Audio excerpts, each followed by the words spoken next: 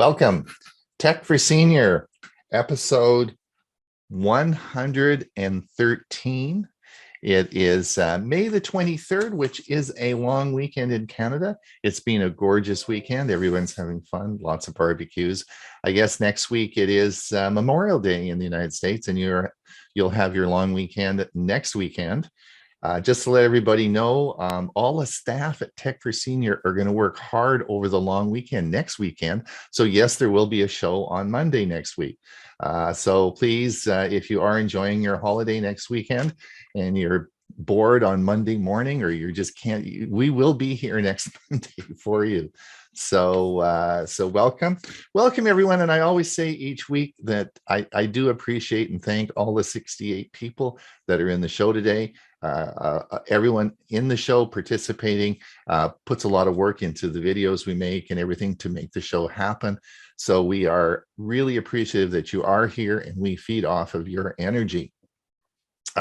We have, of course, this show is being recorded and will be on online later. So if you're going to miss the show, then you can certainly watch it. We also have a second show on Thursday, which is extremely popular now. It's called Tech for Senior Live, and we do that as a live broadcast, but we use it. We broadcast it, of course, to Facebook and YouTube.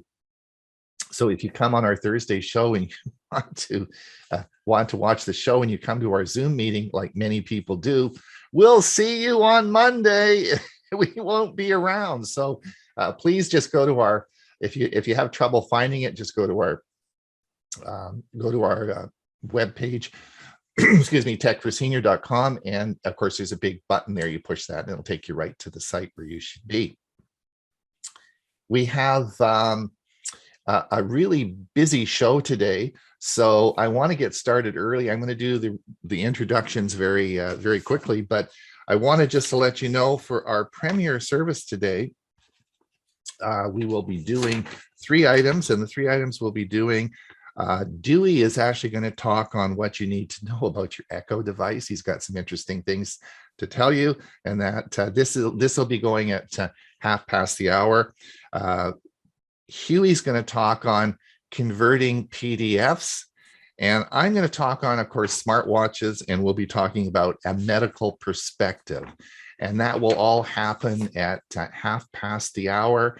Our show will finish about 20 minutes past the hour, and then I'll give you time for a little bathroom break. And then if you want to watch the premiere service, then that will be on our YouTube channel. And I'll put the link in the chat as the show goes on, and it was sent out in our newsletter this Saturday. And if you haven't subscribed to the newsletter, please do so. That's how we keep in touch with everybody. Let's just quickly go through the group, and then we'll get the show going, because we have an action-packed show today for you. Hewie, we've got what's going on this Thursday? We got something happening on Thursday. I think Learning Chromebooks is this Thursday. All right. Oh my gosh, another month has gone by. Are you getting the notifications out today?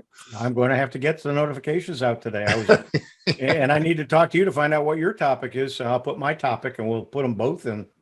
Yes, except I haven't figured that out yet. So that's later on.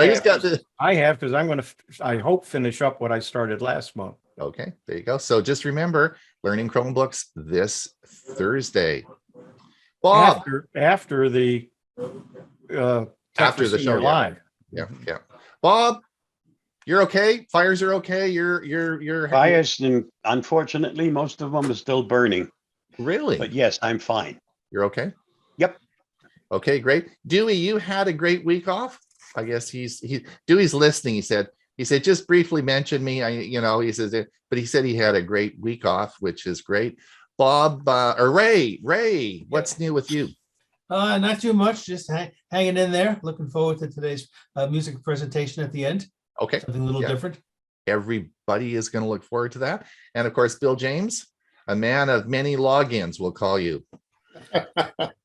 Yeah. You better be careful, because we may not let you in sometime. I know. I really have to be careful, but yeah. I'm looking forward. I'm going to have some tips, some Windows tips. We're going to talk about Storage Sense. Yeah. how to show the scroll bars, Yeah. sign in options, Yeah. and All coming up. All coming up. that's all coming up. All coming up. All right. Let Bob, are you ready to roll? We got to get going with this because we have a big show. Are you ready to roll? Yeah, I'm ready to roll. I hope. Advanced video. Here is the Avast Security News Roundup for the week ending May 20th, 2022. If you find this video helpful, don't forget to like, subscribe, share, and get involved. Here comes digital product placement. Both Amazon Prime Video and NBCU's Peacock have unveiled beta programs that allow products and product ads to be digitally placed in their streaming content. During the Interactive Advertising Bureau's Newsfronts convention this month, Amazon showed off its virtual product placement service, and NBCU spotlighted its in-scene service.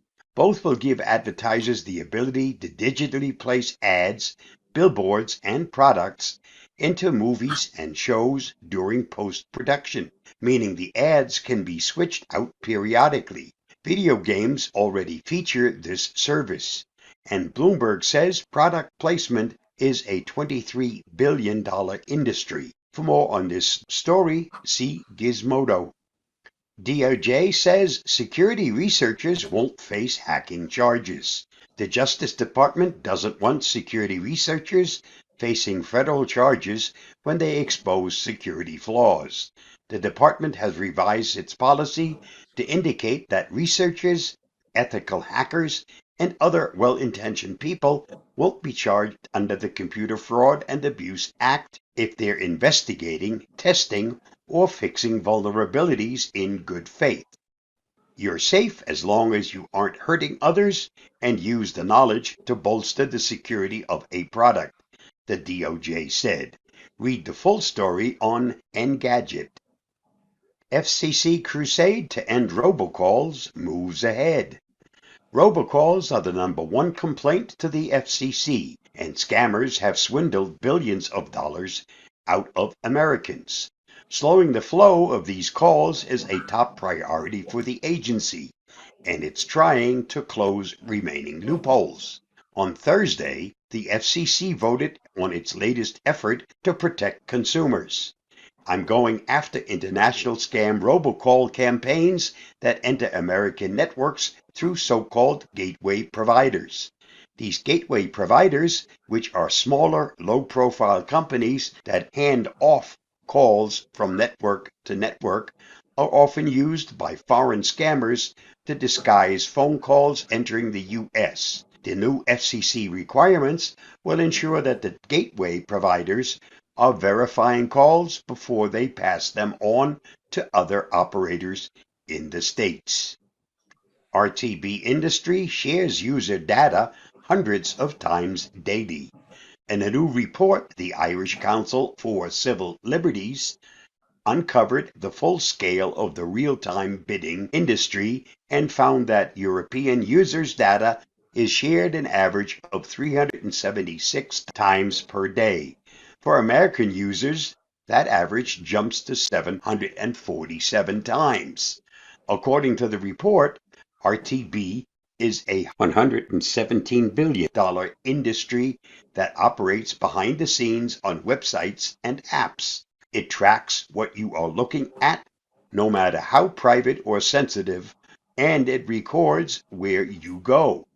Google provides RTB info, which includes device information, location details, and browsing history to 4,698 companies. Though personal information is not involved, the ICCL still calls the RTB industry the biggest data breach in history. For more, see BBC News. Apple lets app raise subscription prices automatically. In a policy change this week, Apple informed users that moving forward, when developers raise the price of auto-renewable subscriptions, users will not have to opt in to be charged more. The update explained that certain conditions need to be met in order for this to happen. Specifically, a price increase cannot occur more than once per year. It cannot exceed $5 and 50% of the subscription price, or $50 and 50% for an annual subscription price, and it must be permissible by local law. Apple said users will always receive notifications alerting them of the price increase before it takes effect. Learn more at CNET. SysRV botnet variant installs crypto miners. Last week, Microsoft tweeted about a new variant of the SysRV botnet that is exploiting vulnerabilities in web apps and databases on both Windows and Linux systems to install crypto miners. The variant is called SysRV-K, and Microsoft said it can gain control of web servers. SysRV-K scans the internet to find web servers with various vulnerabilities to install itself, the company wrote. The vulnerabilities range from the path traversal and remote file disclosure to arbitrary file download and remote code execution vulnerabilities. To learn more about SysRV-K, read the Hacker News. New SIG forms to enhance ICS OT cybersecurity. Researchers and development company MITRE has announced a new special interest group that is intended to enhance cybersecurity defense for industry control systems and operational technology. MITRE is co-chair of the SIG along with the Cybersecurity Manufacturing Innovation Institute, a research organization that focuses on manufacturing and supply chain in the U.S. The goal is to provide a forum for researchers and vendors to interact and share opinions and expertise in an effort to identify and classify vulnerabilities on common attack patterns that are specific to ICS and other OT, Security Week reported. The funny side of cyber hacks. Road signs play an important role in traffic management, informing drivers of obstacles ahead or the duration of a construction project. However, they make incredibly easy targets to hack thanks to the fact operators rarely change the system's default password. Even if the password happens to be changed, simply pressing Shift and Control and typing out DIPY will reset the password back to DOTS. This led to a bunch of hacks in the late 2000s where pranksters put their own messages onto the machines. Passing drivers, like the confused as hell, saw anything ranging from jokes to song lyrics and even warnings about incoming zombies. This week's must-read on the Avast blog. Just because your iPhone is powered off doesn't mean it can't be attacked. The better we understand how adversaries can eavesdrop on our phones, the more confidence we can have in our privacy and help protect our communications. Read the article at the link listed. And that wraps up this week's Avast Security News Roundup. Stay safe, stay secure, and I'll see you again next week. Bye-bye. Yes, I am. If you find this video helpful, don't forget to like, subscribe, share, and get involved. Quick Assist is a remote assistance application that is part of Microsoft's Windows 10 and 11 operating systems. Up until now, Quick Assist was available to all users to get remote assistance, for example, to resolve issues that users experience while working on Windows machines. You can launch the interface by searching for Quick Assist or by using the keyboard shortcut keys of Control, Windows key, and the Q key. The new app supports the keyboard shortcuts just like the old version of Quick Assist. Starting on May 23, 2022, that old version of Quick Assist will stop functioning. Announced on April 27, 2022, Microsoft informed Windows insiders about the upcoming changes to Quick Assist. The company delayed the change by a week, which was originally scheduled to take place yesterday on May 16th. If you launch the app right now, you'll be asked to update to the new version.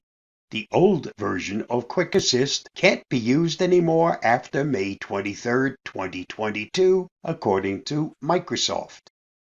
If you choose the Not Yet option, the Update option will be removed from the application window and it will load the Quick Assist interface once it's selected.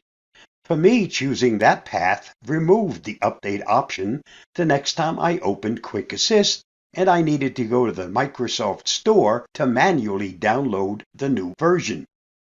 The best advice I can pass along? Update Quick Assist as soon as possible if you use this utility to either give or receive assistance. Stay safe, stay secure, and I'll see you again soon. Bye-bye.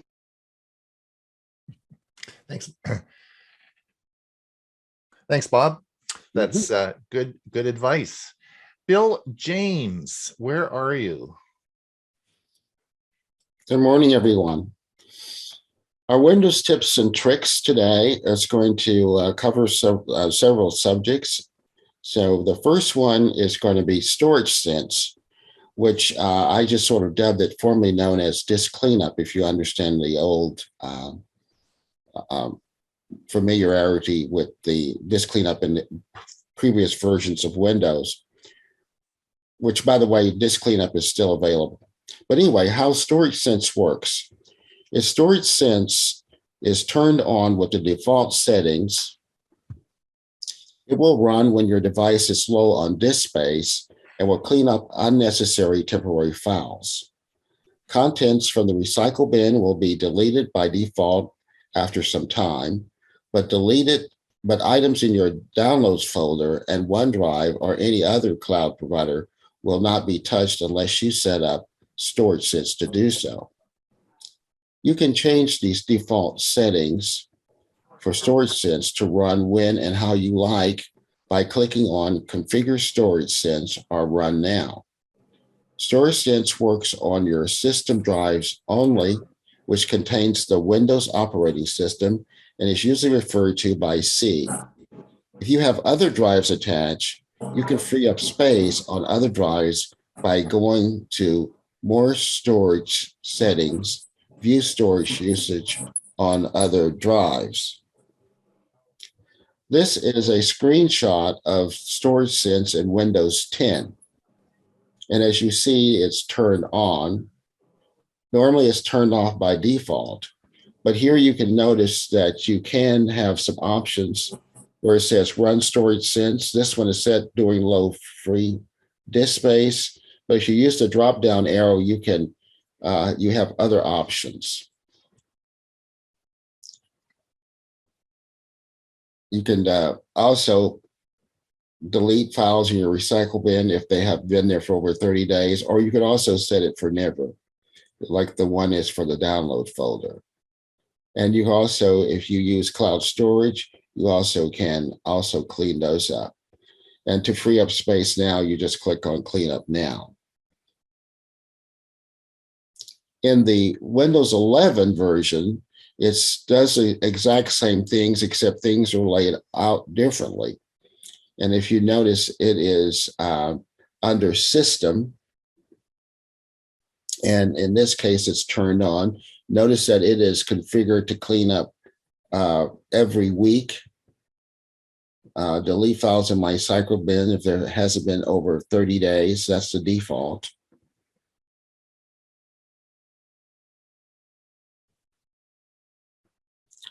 The next tip is always show scroll bars. By default, scroll bars are turned off in Windows 10 and 11.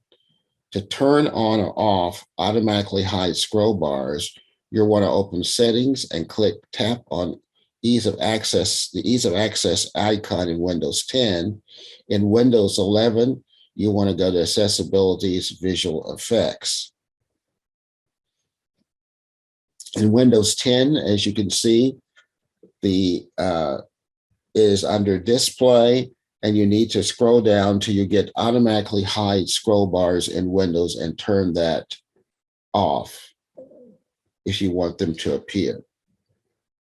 In Windows 11, you will find it under accessibility, and you again want to toggle that to on. Always show scroll bars.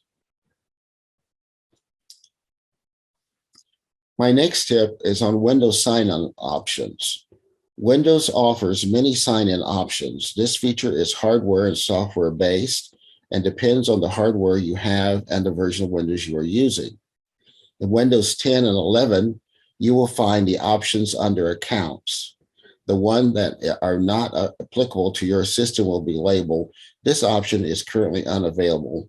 It will also have a learn more.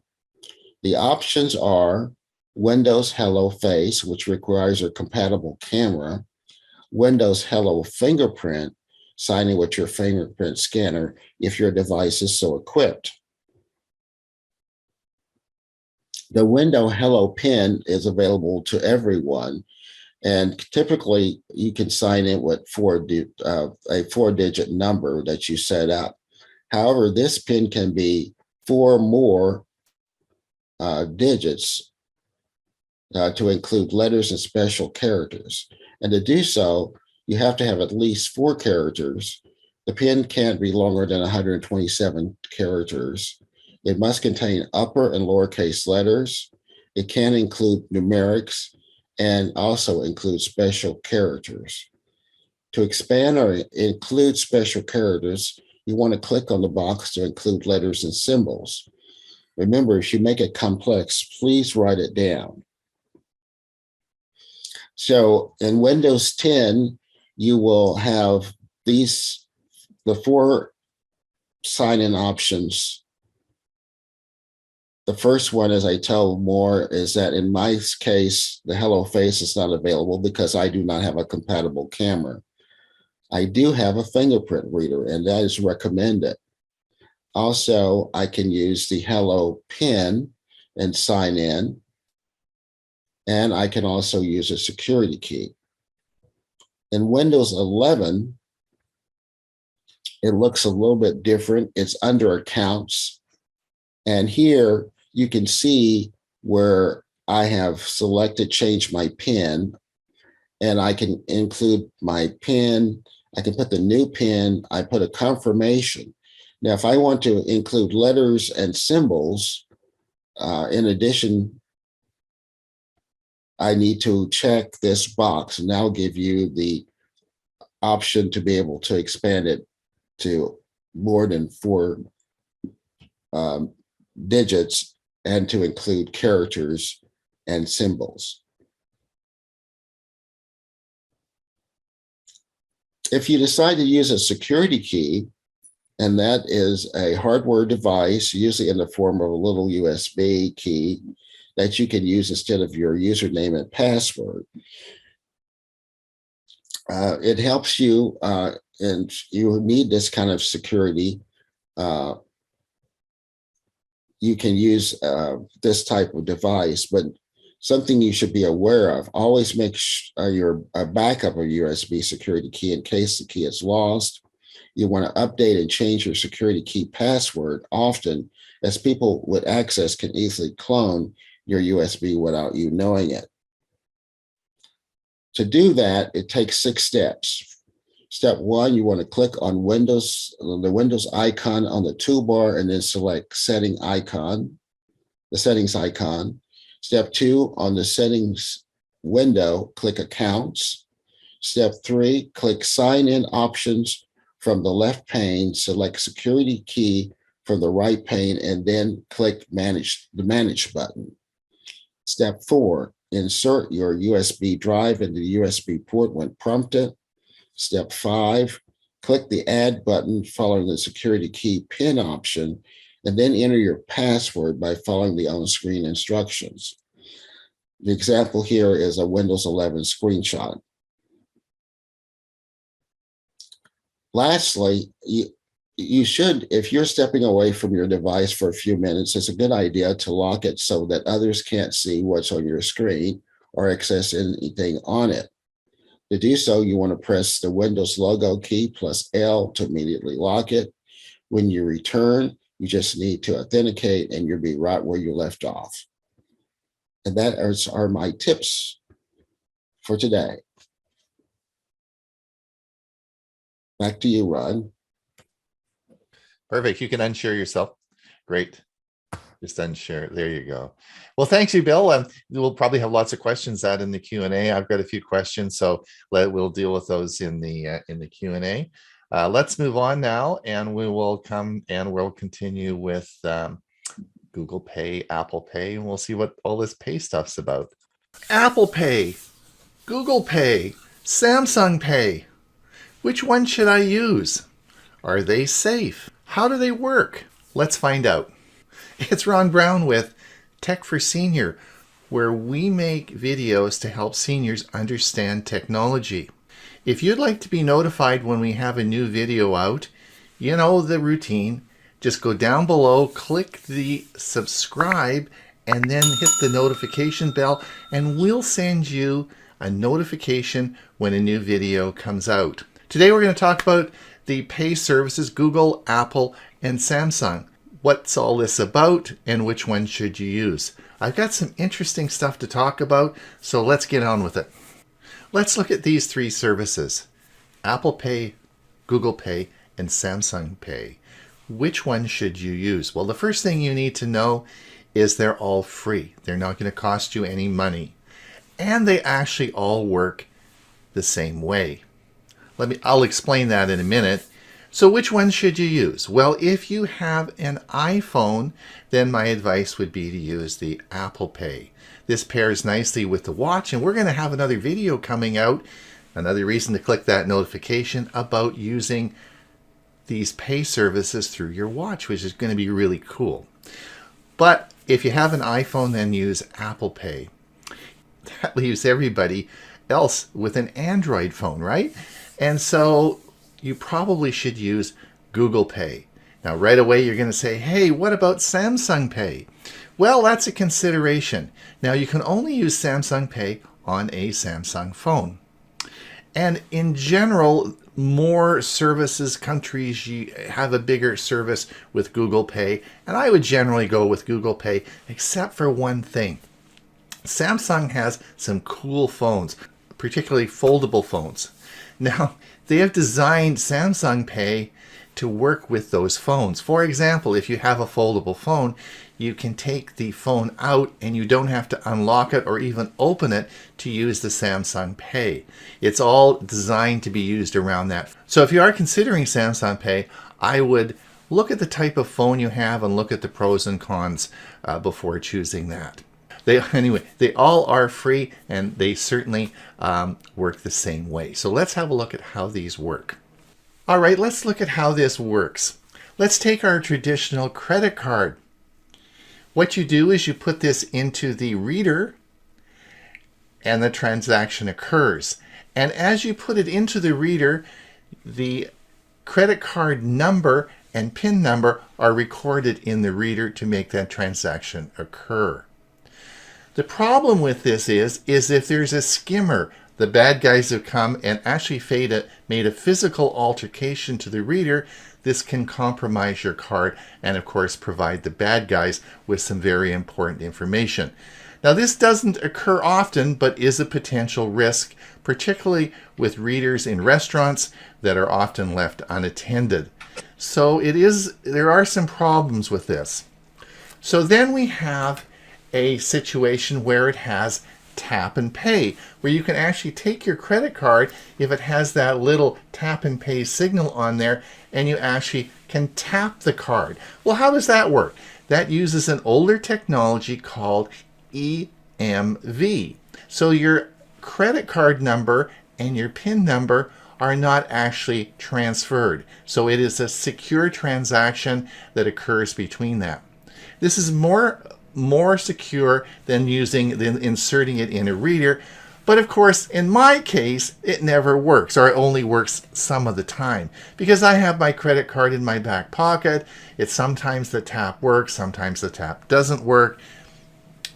I have to often request a new card from my credit card company because it always works better when I get a new card. So there are a lot of complications with this. Sometimes it works, sometimes it doesn't. So what we're going to talk about today is Google Pay, Samsung Pay, and Apple Pay. And that's where your phone now becomes your credit card. There's a link between your phone and your credit card company. This becomes your credit card. I'm going to show you how to set that up in a minute, but there are a lot of advantages because, of course, we use a different technology than the old EMV that didn't work that well. We use it's called NFC, or near field communication. In other words, there's a radio chip in this phone that actually sends a broadcast to the reader. Now, you probably understand Wi-Fi, you understand Bluetooth. Well, NFC is yet another form of broadcasting that is available on most cell phones. Now, the advantage of NFC is that it only broadcasts 1 or 2 centimeters. You have to be very close for the receiver to pick up the signal. The other thing that happens is when NFC broadcasts from your phone to the reader, it only sends a transaction number. There's no identifier or no information that is kept, or there's no information that's transmitted to the reader other than a very long, complicated number. So that makes this very secure, and also it works, at least I've been using mine for a week now. It works all the time. It's not like that stupid credit card where you tap and pay and it doesn't work. There are a lot more advantages that we're going to talk about, and particularly for seniors. So that is what I want to focus on. All right, let's set this up. It is so simple. Don't be afraid. The first thing you have to do is make sure you have the correct app on your phone. And you'll see on my phone, there are 2 versions of Google Pay. In Canada, we use the older Google Pay app, which is this one. And if you are in the United States, you use the current one, which is this one, and found in the Play Store. Now, I'm not sure how I got the older version of Google Pay on my phone. It was just there. I think in a lot of these cases, these apps are already installed on your Android phone. But if they're not, then you simply have to go to the Play Store and download and install them. Now, once you open the app, the setup of your credit cards is so easy to do. It took me about 10 minutes to do 5 cards. You simply entered the card number in, or in my case, they were already there because Google knew them. But once you do that, it wants to know what those 3-number security code is on the back of your card. You simply put that in, a link between your bank and your phone. You'll then get a text message coming in with a code. You enter that into the app, and bingo, you're hooked up. That's all it is, and it's that simple, and you can do all your cards probably within 5 minutes. Now, once you get the app ready and operational, then I would suggest you move it, as I have here, to the front screen of your phone. This is something you're going to use all the time, so you don't want it to be in the third screen. You don't want to be hunting for it. So I moved that to my primary screen right at the top right, as you can see here, so it's easy to see when I open my phone and I can access it right away. So now I've got the app installed. I am super nervous. I haven't done this before, and I don't want to be in a big Costco lineup and be embarrassed about fumbling around. This isn't going to work. So I work at the airport on Wednesday morning as a greeter. Yes, I'm a greeter. I get to help people with their travel arrangements. So at the airport, a friend of mine has a bakery and a cafe. So I decided to go in a non-busy time and use my first tap and pay with my phone at her restaurant. And here's how it all went. Take 3. Okay, I'm here today and I'm going to be using my Google Pay on my phone. And I've got Andrea here with me because she is a wonderful person and a friend of mine for a long, long time. We used to be in Rotary together, and she's a kind-hearted soul that's going to help me if I have trouble with this. Oh my gosh, So now I'm here at On the Fly. If you stop by at Comox Airport, be sure and come on the fly and buy something, okay? All right, so here we go. And we are going to now, we're going to charge this. We're going to confirm pay. And I'm not going to leave her a tip, darn it anyway. And I'm going to take my phone now, as you can see my phone here, and I'm going to put it over top. And you'll hear it click. And it is now approved. And we're now going to print. And here comes my receipt.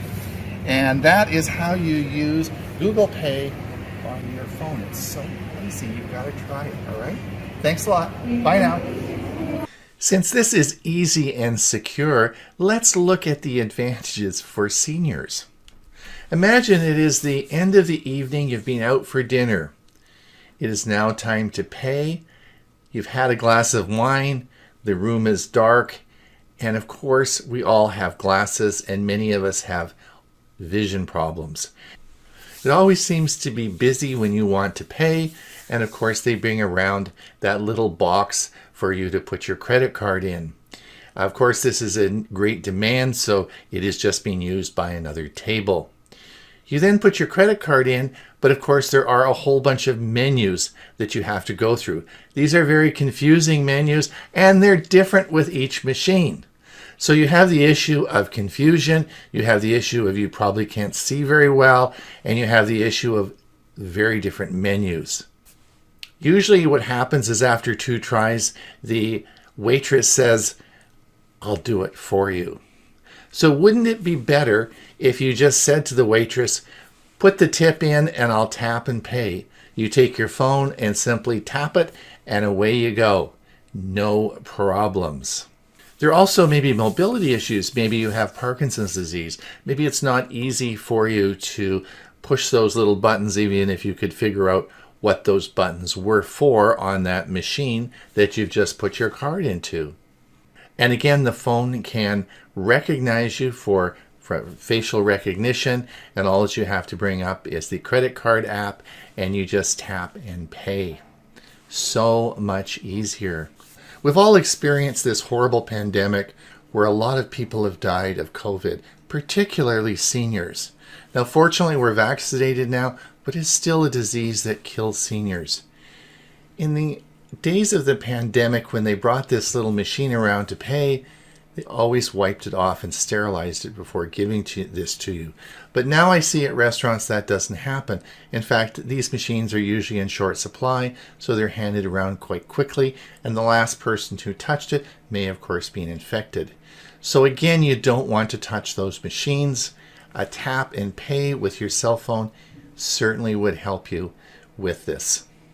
You know, these devices are so incredible. Whether you use facial recognition, fingerprint scanning, or gesture control, there are many ways that these phones allow secure access to them without, remember, complicating PIN numbers.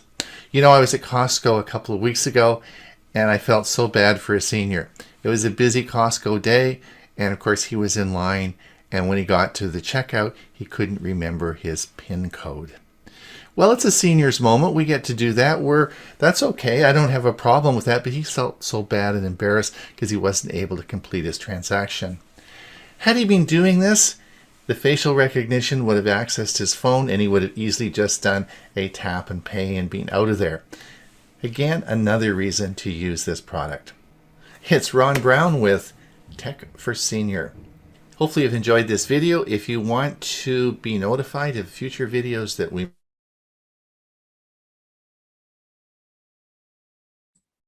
All right, there we go. We'll have some questions. I'm sure there'll be lots of questions. Just to clarify one thing, with the phone, you actually don't, I should have not mentioned this, you actually don't tap it. In other words, it's because it's broadcasting, you just bring it up into close proximity and then the transaction complete. So it's not actually a tap like it is with your credit card.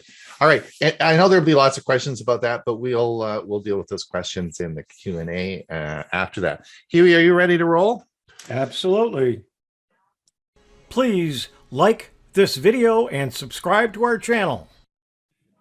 Portable apps, what are they?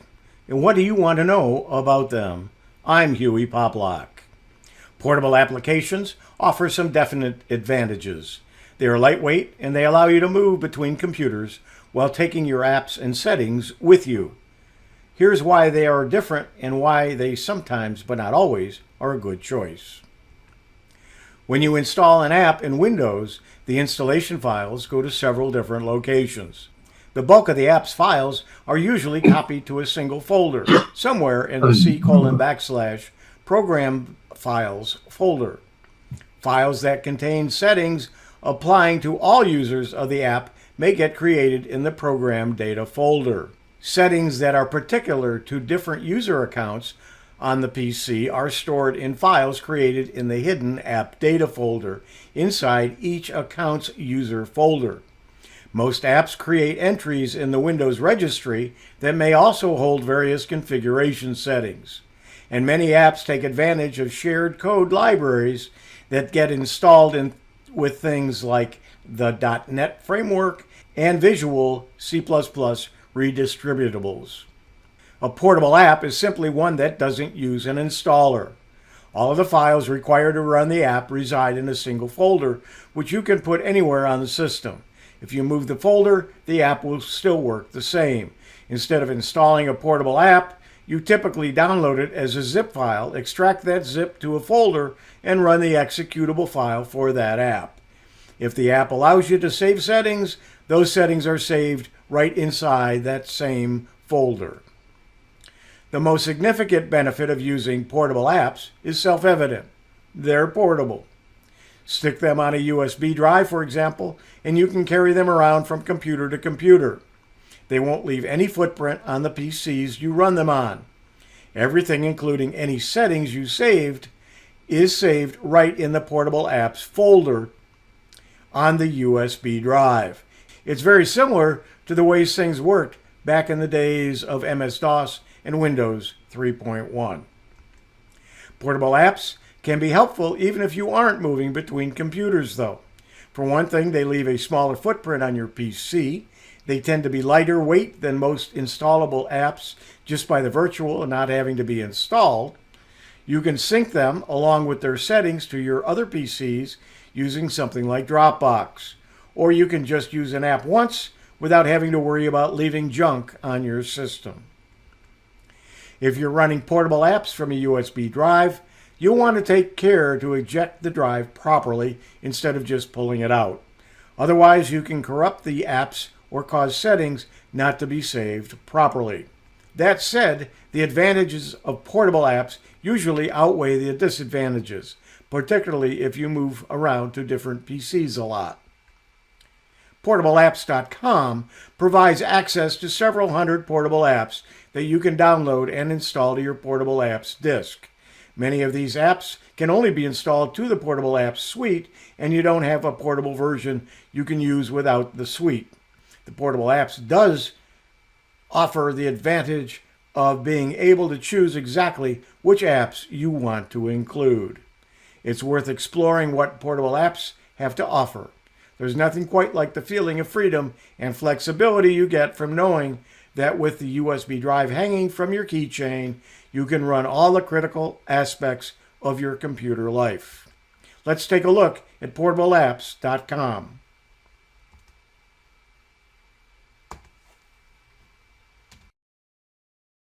We are on the Portable Apps website, and a word of warning. The website is free. The downloads are free. In order to support themselves, they have advertising. They have a lot of advertising. You have to be careful when you click on something, you're not opening up ads. They want you to do that. Let's take a look right down here at the bottom. You'll see this is an ad.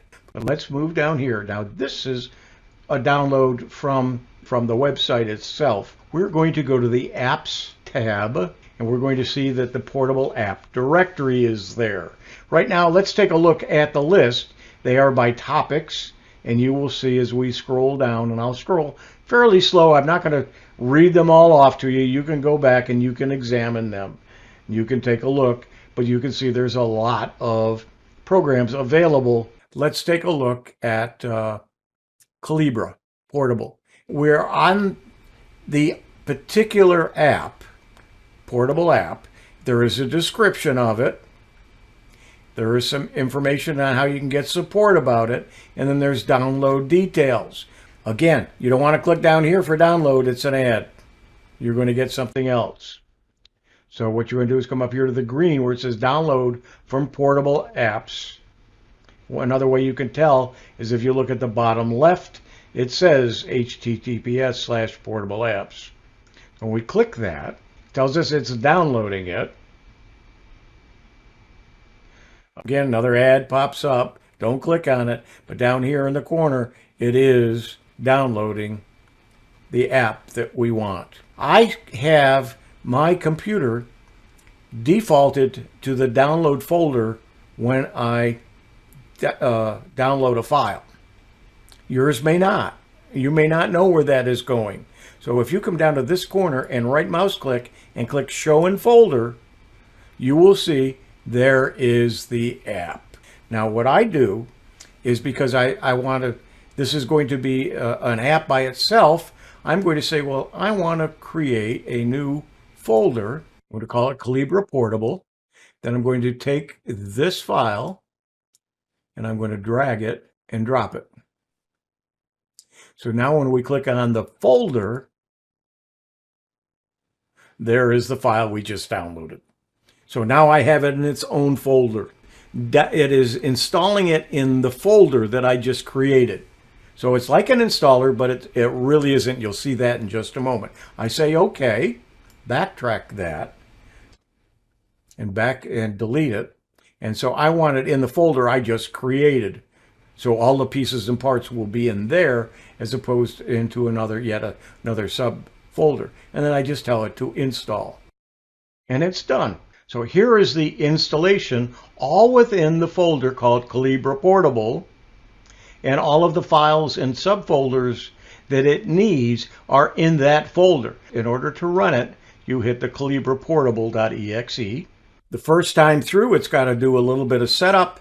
And congratulations, you have successfully set up Calibra. Press the finish button to apply your settings. So we click finish, and it's there, and it's opening. There is one book already installed that comes with it, which is the Quick Start Guide, which will help you learn how to use it. More on Calibra next week. Next, I'd like to show you using the Portable Apps app as a better way to control and to take care of what we just did. First, we want to go to the download page. And we want to download portableapps.com platform. It's a way of getting all the portable apps that you want to download in one group. What you want to do is come here and get the green download from portableapps.com. It's now downloading. Again, we're going to go to show in folder, and you will see it's the portableapps.com platform setup. This we're just going to click on from here. I have installed a thumb drive in my system, and we're going to install this program to the thumb drive and anything we want to add to that. We're going to continue. So we have to come down here. We have to, yes, I agree. You want to choose new install. We're going to hit next. We're going to put it on our portable device. We're going to say next. I want it on my F drive. Click next. It says you have selected to install, and it says the root of that drive. And I'm going to say yes, go ahead and install it. Okay, it is checked for run portable apps. We want to go ahead and do that. So we're going to click finish. It tells you what's new in it, and they want you to donate. We're just going to say close. It's going to the portable app directory. It's checking for apps. And there's a list of all the apps that I could choose. So let's take a few here. I'm going to take this. Get Poker TH. Irfan View, it's a Google Chrome, and we're going to pick Audacity, and it is Revo Uninstaller.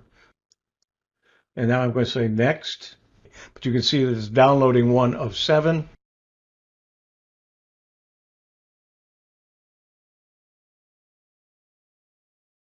I cut out a lot of the terms of service as each one installed.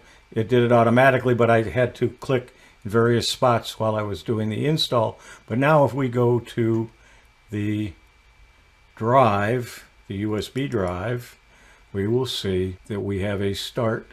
So if we click on start in the screen, so you will see that it shows the various topics. All of the programs that I had pegged to be installed are here. And check for updates. You can get more apps by category. You can install a new app. So if we go to one of these, gives you some information about the program. And there's the program running. I'm not going to go through it or how to use it. It's just there. And you can see you can run any of your programs from this menu. That's portable apps, the actual program, and individual apps as well. Portable apps, what are they? And what do you want to know about them? I'm Hewie Poplock. That is very interesting, Hewie. Well done. I'm sure there'll be lots of questions about that. So we'll answer those we'll do that in our Q&A. All right. So Ray, just before you get started, let me say goodbye to our YouTube channel. Thank you so much for being here on YouTube. We, of course, will be moving into our music segment now. If you want to pop over here to participate in the Q&A, we're certainly happy to have you. We have lots of room.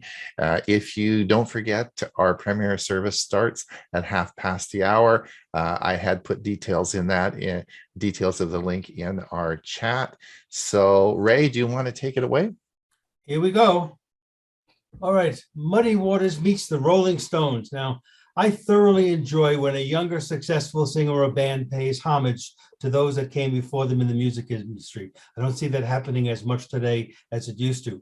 Now, such was the case. This is in 1981, Chicago. Rolling Stones came to the Checkerboard Lounge to watch Muddy Waters perform and then ended up joining him on stage. Now, I'll never know if that was impromptu or planned, but I'm so thankful this moment in time was recorded for all to see. Now, according to Muddy Waters himself, he was born in Mississippi in 1915, although some records contend it could have been 2 years earlier. He grew up on a plantation and by age 17 learned how to play the guitar and harmonica in a traditional blues fashion. By 1943, he moved to Chicago with the thought of becoming a full-time musician. But in the beginning, to support himself, he had to drive a truck and work in the factory during the day so he could perform at night when I have no idea when he found time to sleep. Now, during his life, Waters received various awards, including 6 Grammys, and 4 of his songs released in the 50s are among what the Rock and Roll Hall of Fame considered those that shaped rock and roll. But most of all, it was his influence on future music superstars that impressed me the most. Now, the Rolling Stones they named themselves after a Muddy Waters song, a 1950 song called, of course, what we did expect, Rolling Stone. Eric Clapton, he was the best man at Waters' second marriage. He stated Muddy Waters was a large influence on his own music career. Numerous bands from the 70s onward have covered his songs or wrote new songs with his music in mind. Following Muddy Waters' death in 1983, B.B. King said, "It's going to be years and years before most people realize how greatly he contributed to American music." Now, the link below from this Checkerboard Lounge performance is 45 minutes in length. No, we're not going to watch that. But I did personally edit it to about a 7-minute snippet. And if you like this, then I think you're going to want to watch the whole performance. And now the second link is a much shorter clip from 1976 of this song, "Baby, Please Don't Go." That was history. Wow, That was great. That was Did great, it Ray. again. Oh, wow. That is so, when I put that on your playlist, it's, remember everyone, you can watch all Ray's great songs that he's done because they're in his playlist. Remember we did a show about maybe you should redo that sometime because maybe there are some new people that don't know, but we take all Ray's music that he's suggested and we put it in a playlist. So, and it's in our newsletter, it's there, you just click the link. And you can listen to all his songs. It goes probably all day. We could listen to all your songs, eh? Well, you may not want to listen to a 45-minute version. That's why I put that 3-minute version of the song for that to go on the list. All right. Well, thanks so much. Wow, that was great. All right, everyone. Another week has gone by. Another show is finished. It's top of the hour, and we are going to move into our question and answer period. If you have to leave, please remember that we do have our premiere service starting at half past the hour. Dewey's going to talk on Echo devices. Hewie's going to talk on converting PDFs. And I'm going to talk on medical implications of smartwatches. So all happening at half past the hour. And I'll put the link in the show. No, I'll put the link in the chat. Again, I've done that through the show. We're going to start now by some questions. Questions, if you have any. I will open it up by first of all saying that I with real passion. I am so embarrassed that being a tech for senior person and sort of being in technology, I didn't do this tap and pay on your phone. I just learned about it this week. It's like a new thing for me. It's incredible. Everyone should be using it. There's no disadvantages. Use it. It's safe. It's secure. It's great for seniors.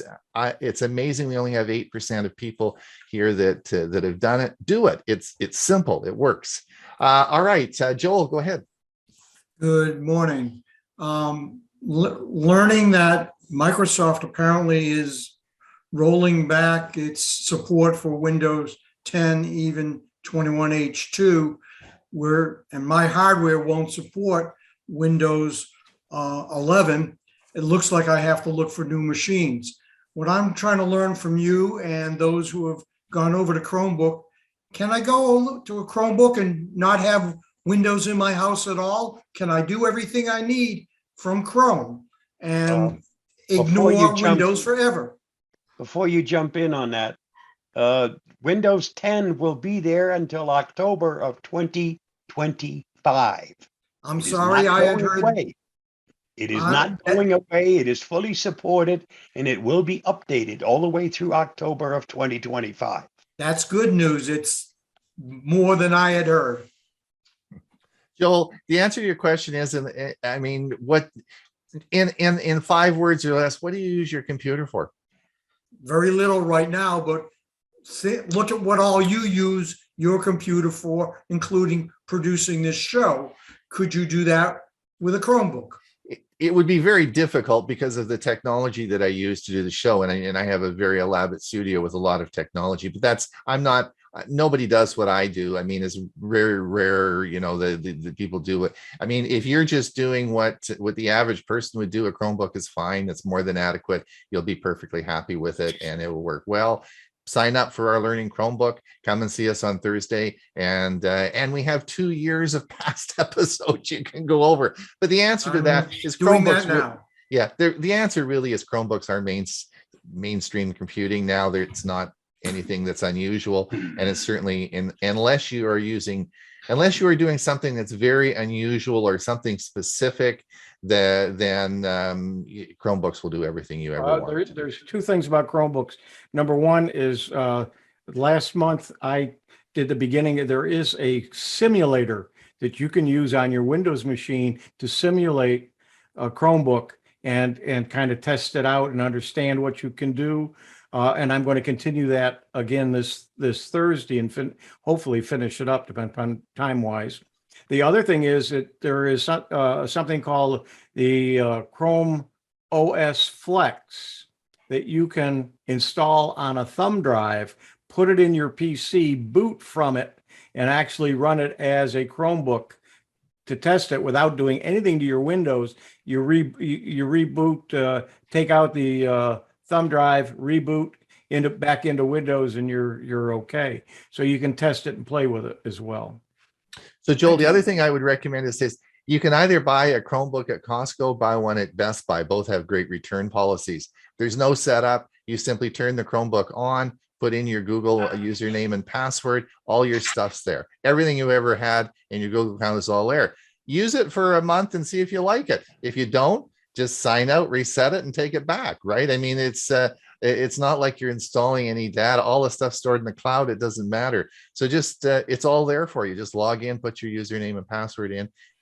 All your stuff will be there. Try it for a month, and if you don't like it, take it back.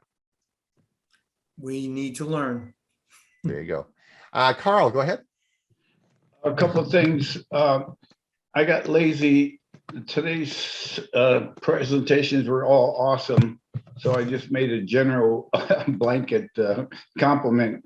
I don't sit by the computer when the presentations are going on. I'm doing things. Today I had lunch. So, you know, to me, it should be timely when it right after it happens, but it didn't work out. A question for Bill James. When we changed the settings, some of your setting, I was thinking of temporary files, and my big offense is all these files that I downloaded, and I have no idea what they're for without looking at them. There's a lot of them are, you know, just generic numbers in some cases. But with these settings, when you make these settings, they don't go, are they retroactive, or they just go from that today, the time you do it forward? To go from the time forward. You're talking about using storage sense? Yeah. Yeah. So whatever you have that's considered, well, junk or whatever, it'll go out and clean those if they haven't been accessed in so many days. What So you happens? have to be careful. Pardon? What about if you have a backup drive? Does it start? You have to set that up to okay. that was one of the things I noticed. There is a setting that allows you to access other drives other than your main drive. But So it's the same function to do both. You don't have to do separate. You don't have to do anything separate to do the backup drive. that would be true. You just set it, point that software to that program, and it'll take care of it. Thank you. Caveat to all of this, know what you're going to delete before you set it up to delete. Right. What folders and files that you want, like your temporary files and things like that, would be candidates to set that up for. You wouldn't want to, if you don't want to, a lot of people use their recycle bin for additional storage. So if you don't want stuff deleted out of that, you have to be careful. But by default, it won't touch the recycle bin. I think it's 30 days. So you have to set it to never if you don't want that to be messed with. It works quite a bit. You remember the old disk cleanup? You used to go in and put in the command and it'd come up and then it would run. It's very similar to that, except this is operating in the background. Thank you. I did want to add something to Huey's presentation. Your comment about the watching for all the ads, that was always a problem when you downloaded any of these programs that stop malicious stuff. If you weren't careful, you were downloading things that sounded like it might be that program, but not. Right. Sandy? Yes, I was just looking at setting up Google Pay, and it wants to use Plaid. Is that to add a credit card? Yeah, just add a credit card. You just hit the add credit card, and then it says use Plaid, PLAID. That's kosher. You didn't get that? I didn't get that, but of course it could be different because I'm using the Canadian app rather than the US app. And I just, I didn't want to tell it Plaid to go do something if I wasn't sure it was. No, it'll need to have a communication between your phone and the credit card company, and that's likely what's happening. And what it'll do is it'll send you a text message and confirm that's you, and that's it. That's all you have to do. All right. Is Plaid a card you use? I'm not familiar with it. No, it says It's probably communication I'm trying to protocol. add a Discover card, and it wants to use Plaid to connect them to my account. Probably a protocol. It's probably a protocol, a secure protocol they're using. You might do a Google search and see what Plaid is. All right. I'll do that first. And also, have you used it in restaurants? I mean, they seldom around here, they seldom bring over a device to the table that you could. Yeah, it works. At least in our area that I've used it, it works universally. It works on all the devices. But I mean, your restaurants are set up to have a portable card taker, because usually my restaurants, the waitress takes the card somewhere. I don't like that. You know, when they I take my know, card away, I that's don't what like I that was. idea. You But don't they use do. your phone. no, I've used it. I've used mine a lot this week, and it works. It works everywhere. I haven't found any place it doesn't work. Well, You know, I just this, have to ask them to bring something to the table, I guess. well, or if you're at Costco and you're using a terminal there, Well, that would be, yeah. you know, or wherever you're going to use, you would normally take your credit card. How are you going to normally pay with your credit card? You normally put it into a machine, right?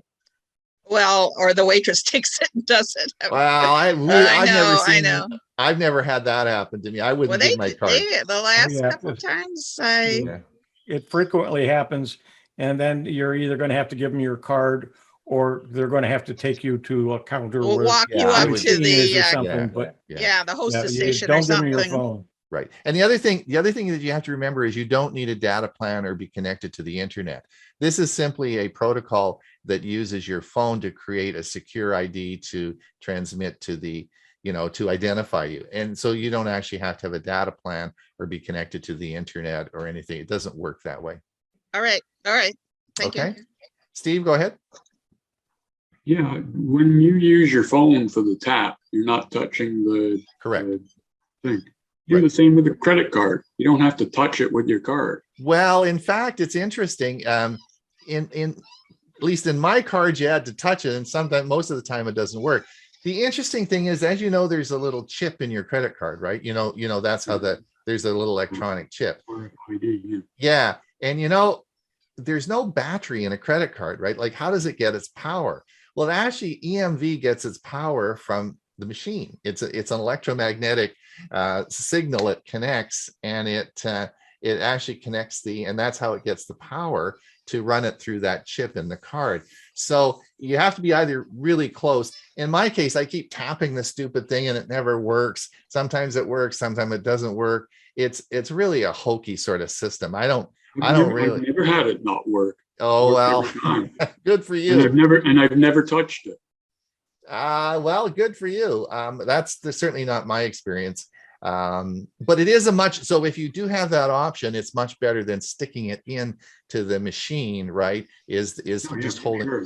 yeah, holding it over. But the phone works so much better. I mean, just don't even take that damn card out, leave it in your wallet, and you got your phone with you, and just you don't even have to tap the phone. You just bring it over and boom, it works. Like, there's no disadvantages. There's and the other thing, once you've done the transaction on your phone, you don't need a receipt, because the receipt it stores it all there. In fact, when you open the transaction for wherever you were last, Google actually shows you the location of the business, and there's a phone number. If you ever have to contact that business, you left your glasses somewhere, you just hit the button and it'll dial the number and connect right to the business.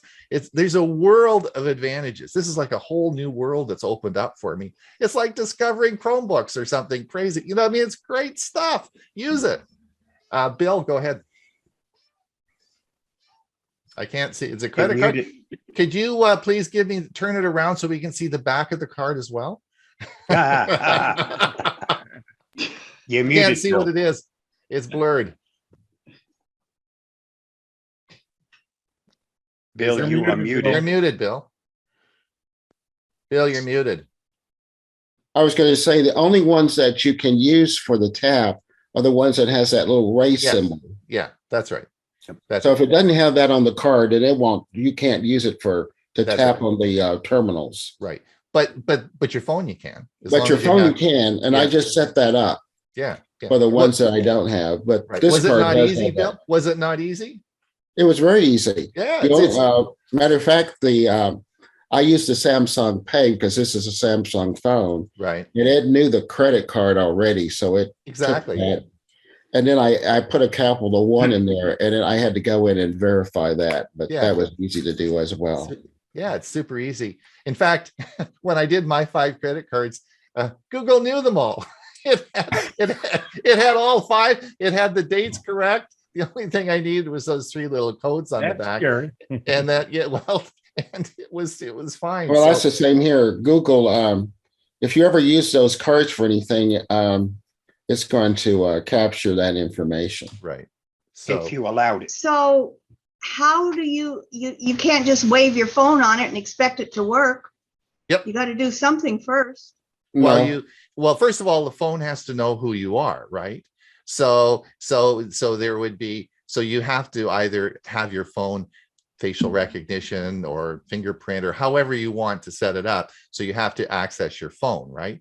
And then you just click on the app and that's it. You choose the credit card. I have 5 credit cards in the app. So you choose which credit card you want, right? And then you tap that and that's all you have to do. And then you just hold it over the terminal and it like as you saw in the video, and bingo, it works. And you don't need a receipt. The other thing is, you saw that we made a big deal of printing off the receipt. There's no need to ever get a receipt because you've got all the data that's stored within that transaction. So all your information is right there. Now, it's important though that because if you ever went to the store and said, I charged something and I want to return it and I don't have my receipt or something, they would never know who you are. The only way they can look it up is by a transaction number because there's no information that's stored at all. So it is very, very secure. Like I don't see any downside of using this at all. And there's a bunch of upsides to it. And most of you now, if you've had a phone in the last 5 years, will have NFC on there. Two other things that I wanted to point out is that, first of all, you don't need it. It does not use the internet, so you don't need a data plan and you don't need to be connected to use it. All right. That's important. That's One more question. Yeah. Go ahead, Helen. What if you lose your phone? Well, if you lose your phone, you can remotely turn it off. All right. Google has the process of you can remotely turn it off as you can with your phone.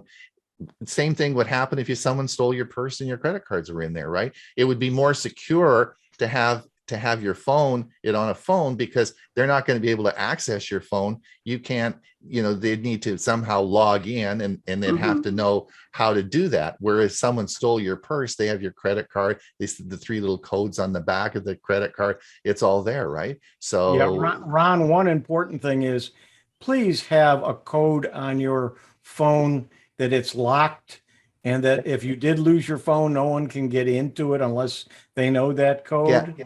But the other thing about this is, in order to install the app, the app won't install unless you have one of the security systems set up on your phone.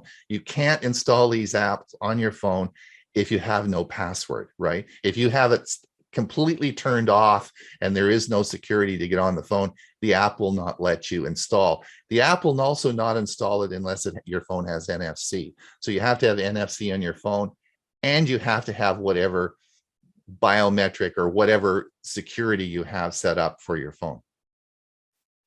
Overtime. Yeah, overtime. Carl, do you have a quick question in 2 words or less? Yes, don't tap.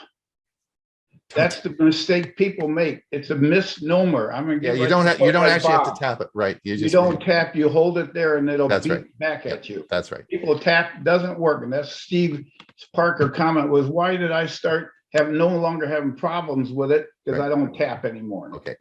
Neil, go ahead. How do I find whether I have it NFC on my phone? Sorry, Neil, what was your question? How do I find NFC on my phone? NFC will be in settings and it will tell you if you have it in settings. Okay, I'll look. Okay, and don't worry, because just install the app. The app will tell you if you have NFC. It won't let you install if you don't have NFC. If you bought a phone in the last 5 years, you'll have NFC. Okay. All right, everyone, thanks for coming. Thank you so much. We'll see you in another week. And I don't know who's beeping at us here, but anyway, we'll see you in another week. And don't forget to watch the premiere service in another 10 minutes. Learning Chromebook on Thursday. And we'll see us on Thursday and watch Learning Chromebooks. And Hewie's going to get our notifications out today. So we'll see everyone on Thursday or next Monday, or enjoy your week. Bye-bye. Bye-bye now. Bye, everybody. Bye-bye.